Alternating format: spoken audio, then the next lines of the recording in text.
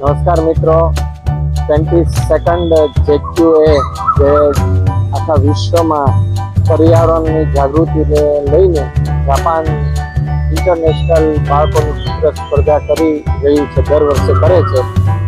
તેમાં 22nd કોમ્પિટિશનમાં આપણા ભાવનગરના મેઘન ગજ્જરનો સ્પેશિયલ જજિંગ એવોર્ડ મેળવ્યો છે.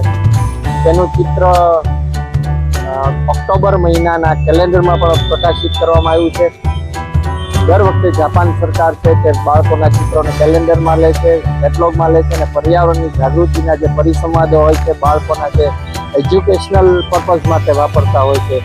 મેઘનનું આ ચિત્ર ઘણા બધા મોર ધેન 1 લાખ વિદ્યાર્થીઓએ ભાગ લેતો હોય છે. અલગ અલગ 65 થી 70 દેશોના બાળકોના ચિત્રો આવેલા હોય છે. તેમાંથી પસંદ થવું ખરેખર ખૂબ સરાહનીય છે. આ અગાઉ પણ મેઘન ગજ્જર ઘણા બધા નેશનલ ઇન્ટરનેશનલ એવોર્ડ પણ જીતી ચૂક્યા છે. અને આ જાપાન ગવર્મેન્ટમાં આ કેટલોગ અને તેનું જે ચિત્ર છે એ હોવું એ ખરેખર ભારત સરકાર માટે અને આપણા માટે એક સરાહનીય બાબત છે. મેઘન, આ ચિત્રમાં તું શું કહેવા માંગે છે? આમાં ઘણા બધા ફૂલ છે, પક્ષીઓ છે, બાળકો એમની સાથે ખૂબ આનંદ કરે છે.